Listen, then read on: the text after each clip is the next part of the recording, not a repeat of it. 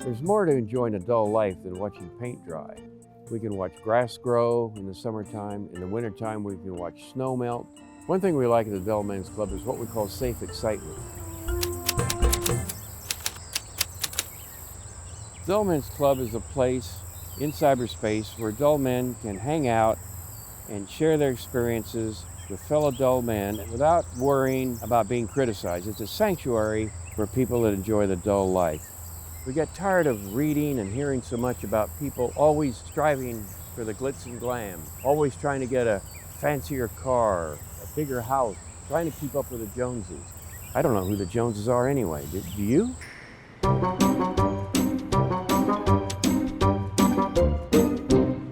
There's one gentleman we really admire here in the UK. It's Kevin Beresford. The Roundabout Appreciation Society came about roundabout in 2003. I was running a small printing business and we wanted to come up with a calendar that was totally unique. We came up with Roundabouts of Redditch. What I didn't realise was how popular that calendar would become, and it sold all around the world. Over the years I've seen some darn good roundabouts, if you like, but there are some that stand out in my mind. I think that the minute I rolled up to this roundabout, this whole setting just greets you. It's so quintessentially English in its appearance. It's a listed duck pond actually on a roundabout. I think being a roundabout spotter can be somewhat a lonely hobby sometimes. In fact, my ex-wife hated the fact that I was a roundabout spotter, and in the end she left me.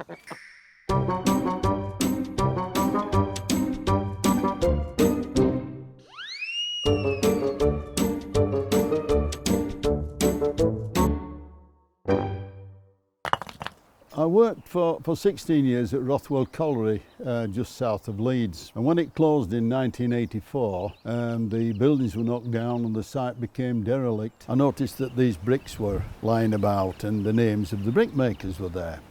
And that's where the interest started, because none of these brickmakers were still in business. And I felt it was something like the coal mining industry that were going to the wall, and the shipbuilding and the steel industry, and all these industries were dying, and brickmaking was one of them.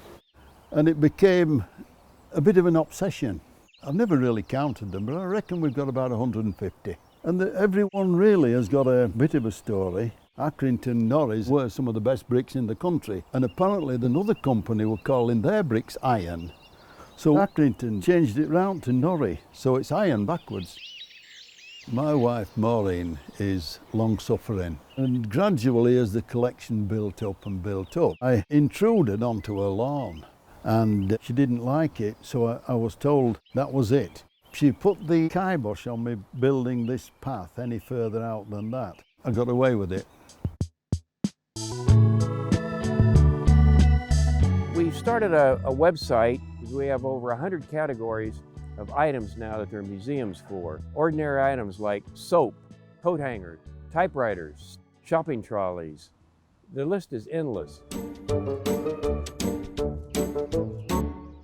I was walking on the Brecon Beacons and stumbled across an old milk bottle from the 1950s in the Bracken, and I discovered the dairy was closing down. I then did a bit more investigation and found that all the dairies were starting to close down or being taken over. So I decided to try and get as many bottles as I could. And now, 30 years later, I'm where I'm at. My milk bottle museum, loosely called a shed, contains my collection of 17,500 British milk bottles and probably 2,000 or 3,000 from overseas, from all different countries. Australia and Russia and Argentina, you name it, they had a milk bottle there. Even Trappist monks from Hong Kong.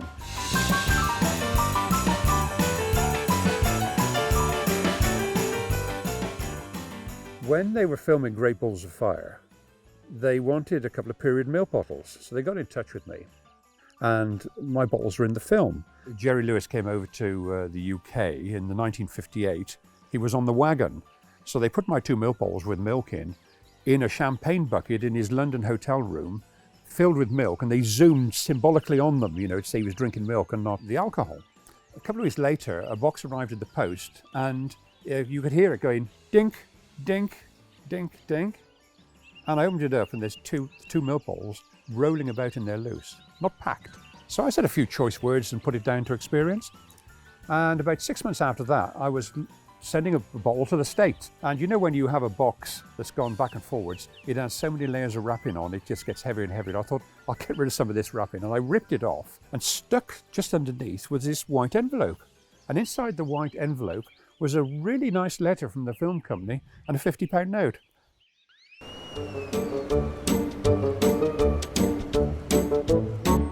Every year on our website, we accumulate what we regard as Dull Men of the Year. One of the nominees last year was Peter Willis, a retired postman living in Malvern in Worcestershire. Peter's hobby now is traveling all around England, photographing every one of the 115,000 post boxes.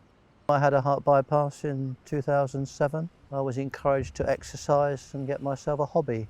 Somebody advised me when I first bought my camera to get something read into my photographs, and with post boxes it's perfect. It's become addictive in a way that it takes me to places that I would not normally visit. One of the benefits of joining the Letterbox study group is access and use of their database. And with the help of my son, I have been able to get those references into my GPS unit, and as we go along I get an alarm.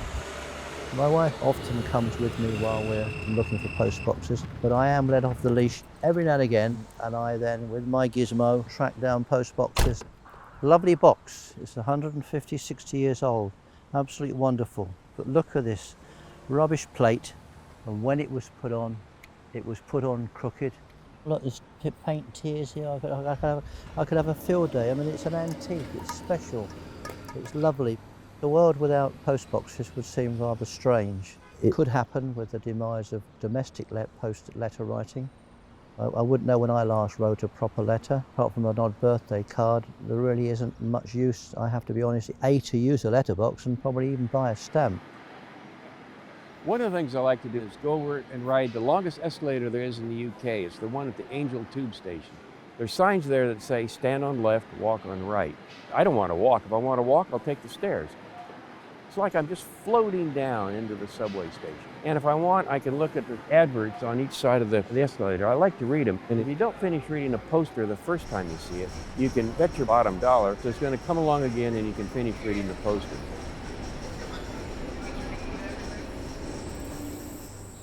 People often ask us, is this Dull Men's Club, is it a movement? No, it's not a movement. We like to stay put. People also ask us, is the Dull Men's Club one of these 12-step programs? No. 12-step programs try to get people to change their behavior. The Dull Men's Club is a 2-step program. We admit we're dull, and we're going to keep it that way. People join the Dull Men's Club because they appreciate peace of mind and contentment, being thankful for where you are and what you've got. That's really all we need to be happy.